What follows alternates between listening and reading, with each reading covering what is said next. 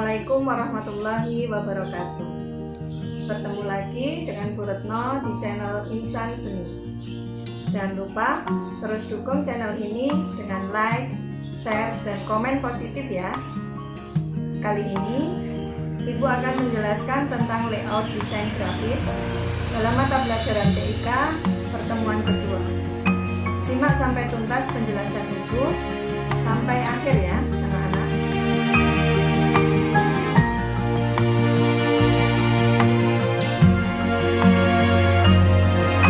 Di pertemuan kali ini kita akan membahas terkait yang pertama, pengertian layout, kedua, fungsi dan tujuan pembuatan layout, tiga, prinsip dan yang perlu diperhatikan, empat, unsur-unsur yang ada di dalam layout, lima, gaya yang berkembang di dunia layout, 6. Langkah-langkah membuat layout. Yang terakhir akan disuguhkan beberapa referensi tentang layout.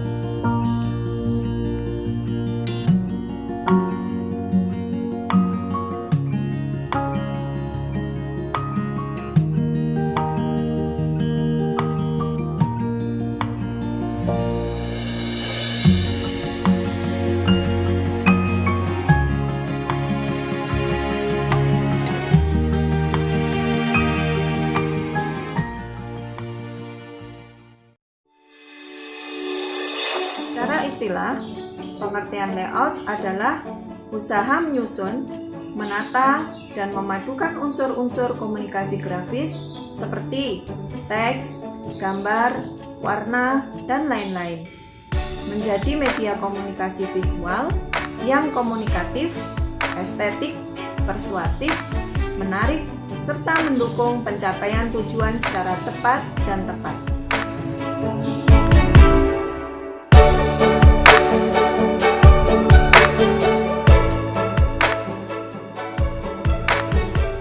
Apa sih fungsi dan tujuan layout? Ibarat gini anak-anak, saat mau makan di rumah, gimana perasaan kamu kalau melihat meja makan berantakan? Atau melihat kamar, ruang di rumah masih acak-acakan? Tentu timbul rasa tidak nyaman. Nah, layout desain grafis juga begitu. Jadi fungsi yang pertama dari layout adalah memberikan kenyamanan kepada audiens dari segi visual untuk menikmati konten di media cetak atau media digital tersebut. Ini sangat penting, terutama untuk media iklan. Bagaimana membuat layout yang eye-catching, sekali dilirik langsung membuat orang tertarik dengan tata letak media tersebut. Merasa nyaman saat melihat sehingga otomatis dia akan tertarik untuk mengetahui informasi yang disajikan.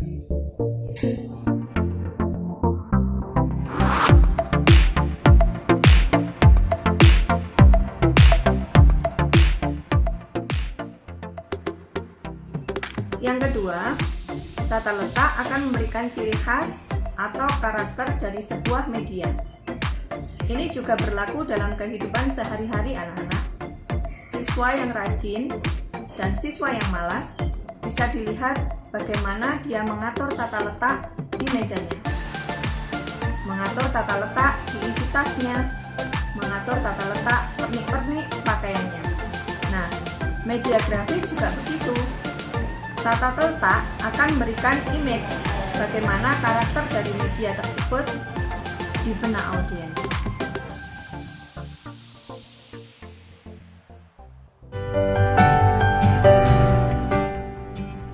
Yang ketiga, tata letak yang baik bisa meningkatkan daya jual media tersebut.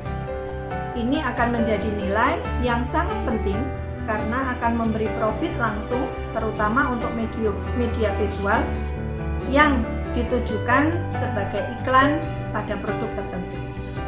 Pesan yang baik bisa saja tidak tersampaikan, atau produk yang baik bisa juga tidak laku kalau tata letak media promosi ini tidak menarik, bahkan salah, sehingga kontraproduktif dengan tujuan promosi.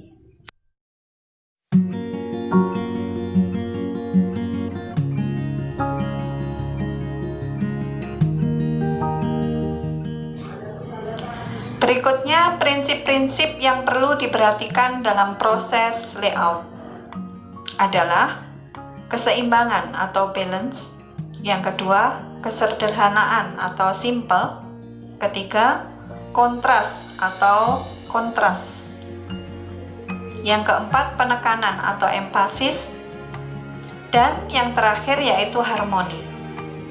Satu persatu akan kita ulas agar pada proses layout bisa menghasilkan desain yang sesuai tujuan.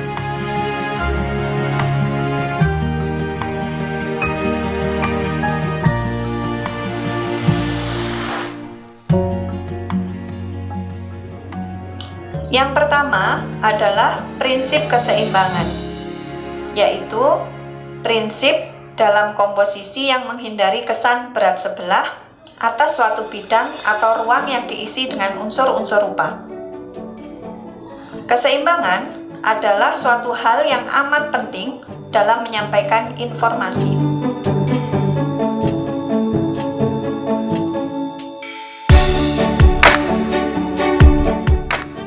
Prinsip keseimbangan ada dua. Satu, keseimbangan simetris, di mana susunan yang simetris akan mampu memberikan kesan formal, seimbang, dapat dipercaya, dan mapan. Keseimbangan simetris terjadi apabila berat visual dari elemen-elemen desain terbagi secara merata, baik dari segi horizontal, vertikal, maupun radial. Gaya ini mengandalkan keseimbangan berupa dua elemen yang mirip dari dua sisi yang berbeda.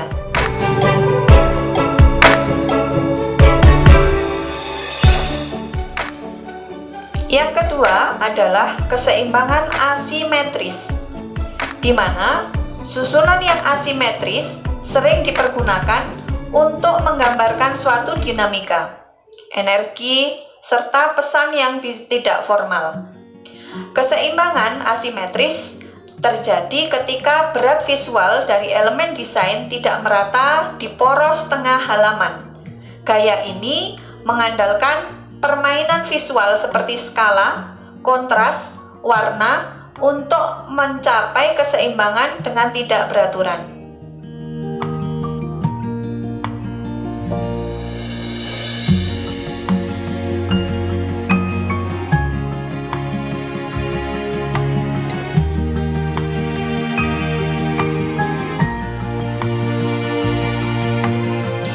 Yang kedua adalah prinsip kesederhanaan. Prinsip ini berhubungan dengan kemampuan daya tangkap rata-rata manusia di dalam menerima informasi. Secara insting, manusia menginginkan sederhana dalam menerima informasi. Namun, dalam penyederhanaan juga harus memperhatikan segmen kepada siapa informasi itu akan disampaikan.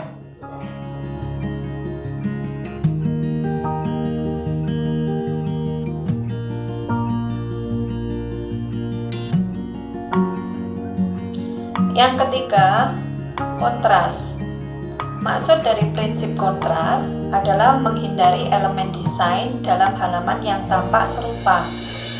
Apabila elemen, jenis tulisan, warna, ukuran, dan lain-lain tidak diinginkan serupa, maka desain elemen dibuat agar saling membedakan. Ini sangat diperlukan guna menarik perhatian, memberi penekanan terhadap elemen atau pesan yang ingin disampaikan. Apakah dengan ukuran besar kecil, tinggi rendah, memilih huruf yang lebih atraktif, kontras pada warna, atau ada tekstur dalam latar belakang.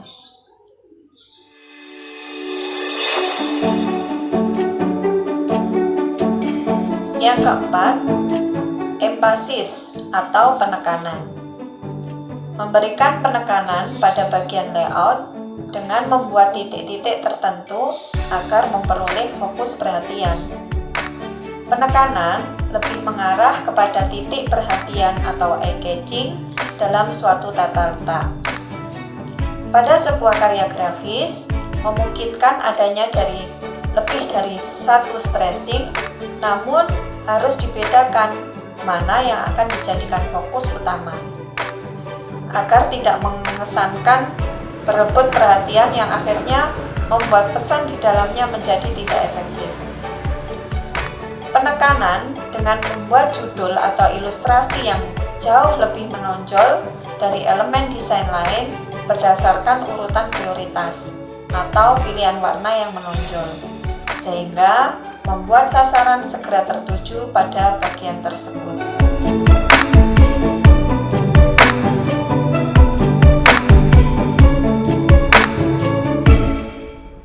Yang terakhir, yaitu selaras atau harmoni. Artinya, selaras dan serasi antara satu elemen dengan elemen yang lain, baik dari segi bentuk, ukuran, maupun dari segi warna. Harmoni dari segi bentuk adalah adanya keserasian dalam penempatan elemen grafis. Hal itu dapat dilihat dari segi bentuk dan ukurannya, apakah itu kartu nama, stiker, poster, dan sebagainya. Pemilihan bentuk huruf juga memiliki peranan yang penting, seperti untuk tujuan apa layout itu dibuat. Adapun harmoni, dari segi warna, warna memiliki pengaruh yang amat besar, karena tiap-tiap warna memiliki sifat masing-masing, seperti merah yang memiliki arti berani, biru yang memiliki kesan tenang, dan sebagainya. Lihat kembali tujuan dari desain yang telah dibuat, karena ketepatan dalam memilih warna dapat membuat informasi yang di dalamnya menjadi lebih efektif.